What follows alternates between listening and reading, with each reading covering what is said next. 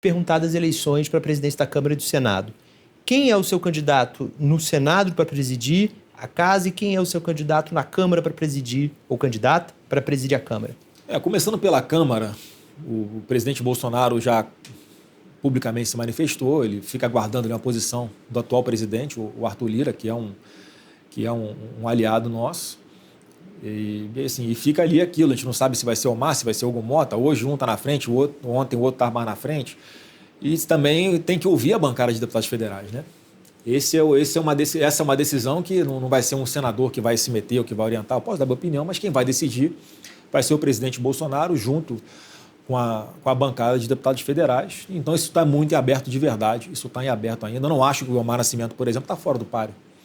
Até porque conversei com alguns deputados federais que têm mais simpatia pelo Elmar do que pelo Hugo Mota. Por outro lado, tem pessoas ali que entendem que para você garantir, por exemplo, a proporcionalidade na hora de o presidente indicar quem vão ser os presidentes de comissões importantes, é importante chegar primeiro na conversa com o Hugo Mota, caso seja o candidato a presidente escolhido pelo Arthur Lira. E sem considerar também que tem a possibilidade do próprio PL lançar um candidato próprio num primeiro turno, já que nesse cenário, se o PL lança um candidato, aumenta a chance de ter um segundo turno. Portanto, assim, os dois candidatos mais recentes, também tem o candidato da Bahia, né? o deputado federal, que é o Antônio Brito. A nossa bancada tem menos simpatia, né? Mas, enfim, não sabemos qual vai ser a posição do Arthur Lira.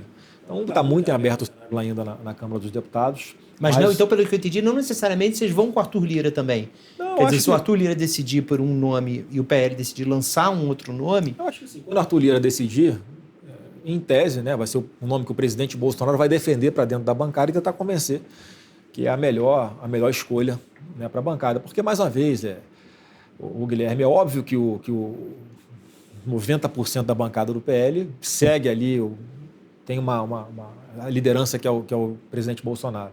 Então, a parte, né, que foi o que às vezes dá uns atritos com a gente, que vota inclusive com o governo Lula, que não vai seguir. Então tem que fazer as contas para ver qual o melhor cenário para, no meu ponto de vista, garantir as pautas mais importantes, que isso que importa no fim das contas, né? Se vai pautar a anistia, né? Vai pautar, por exemplo, a questão da maior segurança em urnas eletrônicas, vai respeitar, esse que é o principal, a proporcionalidade partidária na hora de escolher os presidentes de comissões, como Comissão de Constituição e Justiça, Comissão de Assuntos Econômicos, né? Então, eu acho que está muito aberto aí, muita conversa para ter na Câmara. E vindo para o Senado Federal, o Senado é muito mais restrito, né? Porque a gente tem ali o Davi Alcolumbre colocado como candidato, declaradamente, uma pessoa que inegavelmente tem força, tem os votos, do meu ponto de vista, para ser o presidente do Senado Federal. Eu não sei se o governo vai lançar algum candidato para tentar impedir a eleição do Davi Alcolumbre, já que o Davi não é o queridinho do Palácio do Planalto, não é o queridinho do governo Lula, não é o queridinho do PT. E a gente já viu na eleição passada do Rodrigo Pacheco que nós não tivemos os votos necessários são os 41 senadores para fazer o presidente do Senado. A gente lançou o Rogério Marinho, teve 33 votos, uma votação muito expressiva.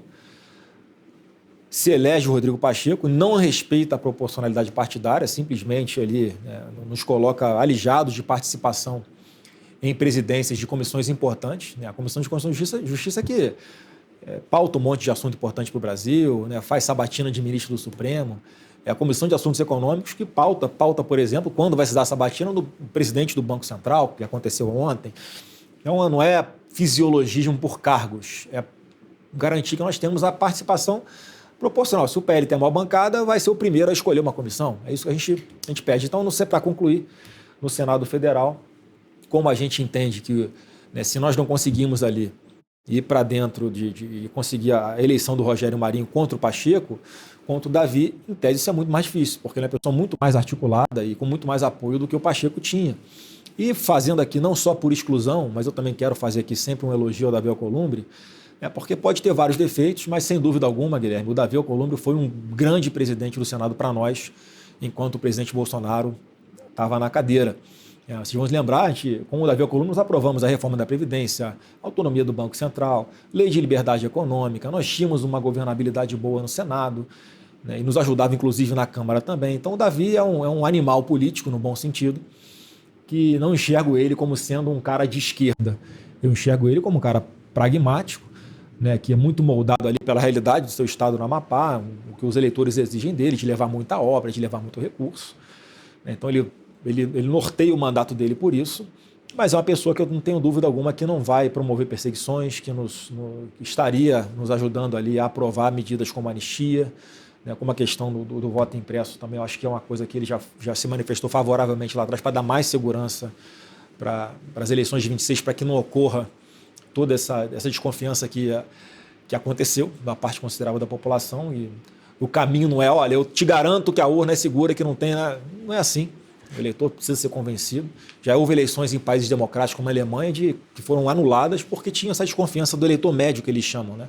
Então, já que não confiaram, vamos fazer de novo aqui com essa metodologia e tudo bem. Aconteceu no Paraguai, eleição na urna eletrônica, com o voto impresso. O resultado sai no mesmo dia e ninguém questiona o resultado. Aconteceu na Venezuela. Olha só, a gente tendo que buscar exemplos em Paraguai e na Venezuela, de uma forma de... O resultado foi questionado. Não, mas assim, o que acontece? Mas lá, se não fosse o voto impresso, Guilherme, ninguém estava questionando. Não teríamos uma prova de que lá as eleições foram fraudadas. É uma coisa tão simples de fazer, e essa resistência toda de fazer é que bota mais pulga atrás da orelha. Pô, mais segurança era para o TSE estar mais interessado. Só mais uma intervenção aqui. Aqui a gente tem o boletim de urna que permite também a confirmação. Mas eu queria lhe perguntar uma última coisa de Senado, do Davi. Ele já se comprometeu... Só um parênteses aqui, porque é diferente o boletim de urna que imprime depois que acaba a votação, aquela tripa lá com a votação completa. Que são as atas que a Venezuela não quer mostrar. Não são. Isso que a Venezuela não quer mostrar. Sabe qual é a diferença? É que lá, quando você vota no eletrônico, você confirma no papelzinho impresso, aquilo cai numa urna lacrada.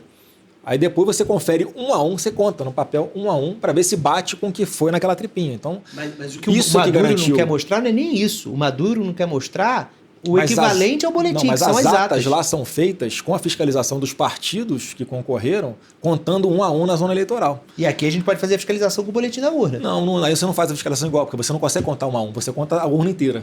Mas não tem como ter uma intervenção mas o que garante... no voto na urna, porque ela não é conectada na internet. Vamos lembrar isso. Sim, mas se você não sabe se o programa que é enxertado lá já não veio contaminado. Quer dizer, é uma discussão... Sabe, porque ela é testada antes. Hacker pode testar ela. A gente está discutindo aqui no eletrônica, tá vendo? Não é testada. Não é testada, que é um negócio que tem milhões e milhões de linhas lá, não sei qual é o nome que dá para aquilo, do código-fonte, né, que chama, que você não consegue fazer em 24 horas, 48 horas em 3 meses. Você leva anos para fazer. Enfim, mas não vamos entrar não. Eu só quero deixar isso. Qual a resistência de fazer uma coisa tão simples para a gente ter uma garantia que ninguém vai questionar? Eu acho que a democracia não tem preço. E isso podia ser feito para acabar com qualquer... E não tem choro de ninguém. Aí isso aqui acabou, a gente pode confirmar. Ok, para perguntar do Davi, ele já se comprometeu com vocês, né, com a direita, porque o senador Rogério Marinho, que foi o candidato de vocês ao Senado, derrotado pelo Pacheco, ele falou outro dia numa entrevista que ele vê espaço para, nessa legislatura ainda, ou com o Rodrigo Pacheco ou com o próximo presidente do Senado, ter abertura no processo de impeachment. O Rodrigo Pacheco claramente não pautará votação do processo de impeachment de ministro do Supremo. O Davi Alcolumbre já se comprometeu com vocês a pautar, pelo menos, já que você disse que tem a maioria para se instaurar o processo de impeachment. Isso está acordado entre vocês, Davi Alcolumbre? Isso não está acordado, né, conosco. Eu não vou ficar criando falsa ilusão nas pessoas. O que está combinado com alguns senadores do PL, a gente nem levou isso para a bancada como um todo ainda para fechar a questão. É importante fazer essa ressalva. Mas assim, há uma predisposição, né, de alguns senadores, inclusive do próprio presidente Bolsonaro, de caminhar com o Davi. Só não caminharemos se acontecer alguma coisa dentro da bancada que inviabilize isso, que eu acho difícil de acontecer. Então, a princípio, nós vamos caminhar com o Davi Alcolumbre nessa candidatura à presidência do Senado, pelas razões que a gente já conversou aqui para trás. Mas assim, eu vejo uma diferença, né, que eu acho que o Davi é uma pessoa que...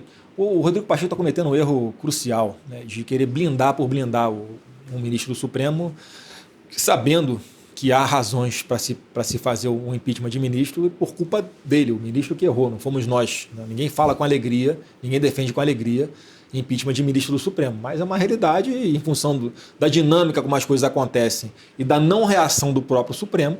Eu acho que não tem outro caminho, a gente tem que fazer o impeachment do Alexandre de Moraes.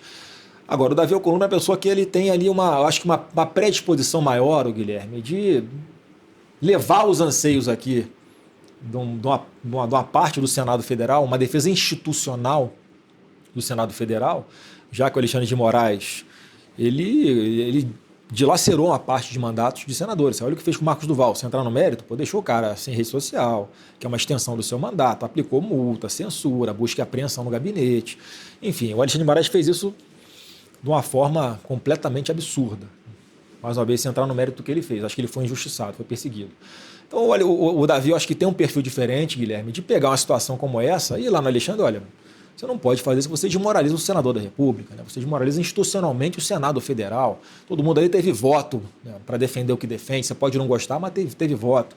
Se você não voltar a decidir dentro do processo, eu vou ser obrigado a atender ao pedido ali e botar em pauta um pedido de impeachment. Eu acho que isso ele faria, uma tentativa de resolver politicamente um problema com o Supremo.